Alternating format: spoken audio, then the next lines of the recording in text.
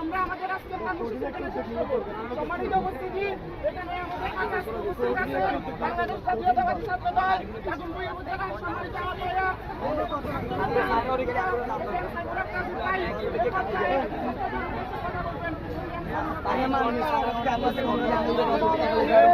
কথা বলি না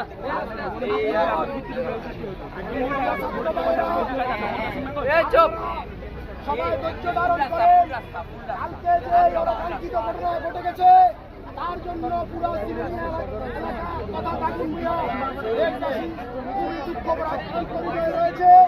আমরা আপনাদের কষ্ট বুঝি, আপনাদের সহপাঠী